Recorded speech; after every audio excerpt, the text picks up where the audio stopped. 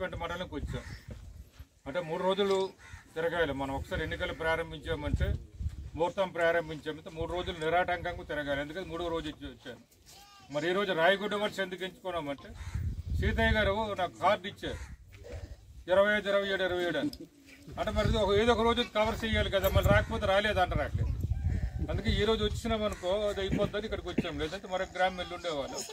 సీతయ్య గారు దృష్టిలో పెట్టుకొని మరి రాయగుడ్డ వలస పంచాయతీ కూడా ఉన్న గిరిజనులందరూ కూడా మన వాళ్ళు మనల్ని బాగా అభిమానిస్తారు. అయిన తర్వాత తిరిగారు, ముఖ్యమంత్రి అయిన తర్వాత తిరిగారు, ఉప ముఖ్యమంత్రి అయిన తిరుగుతున్నారు. మరి గతంలో టీడీపీలకు ఎప్పుడైనా వచ్చారా అంటున్నారు. మరి ఎప్పుడు రారు. ఇప్పుడు ఎన్నికలు వచ్చాయి కాబట్టి మన ఓటు కోసం వస్తున్నారు. ఓటు వేయించుకొని మళ్ళీ మోసం చేస్తారు. గవర్నమెంట్ గిరిజన సర్పంచులు గిరిజన పెద్దలందరూ కూడా బాగా ఆలోచించారు. మనమే మోసం చేయడానికి ఈజీగా దొరుకుతాం. గిరిజనులు మోసపోతారు తొందరగా. ఎందుకంటే మనకు ఎవరు చెప్పినా నమ్మేస్తాం మనం. కాబట్టి మనకు మోసం చేయడానికి ప్రయత్నం చేస్తారు. కాబట్టి జగన్ మంచి చేశాడా, చంద్రబాబు నాయుడు మంచి చేశాడా మీరు ఆలోచించాలి. తెలుగుదేశం పార్టీ మంచి చేసిందా, వైఎస్ఆర్ కాంగ్రెస్ పార్టీ మనకు మంచి చేసిందా మీరు ఆలోచించాలి. ఇక్కడ మహిళలు ఉన్నారు. ఈ మహిళలకు అందరికీ కూడా మీరు తీసుకున్న డ్వాక్రా రుణాలన్నీ మాఫీ చేస్తున్నారు చంద్రబాబు నాయుడు.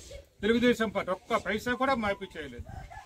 మీరు డ్వాక్రా రుణాలు, పొదుపు రుణాలన్నీ కూడా చంద్రబాబు నాయుడు తెలుగుదేశం కూడా మాఫీ చేస్తాము. ఒక్క పైసా అంటే ఒక్క పైసా కూడా మాఫీ చేయలేదు. రైతులు తీసుకున్న రుణాలన్నీ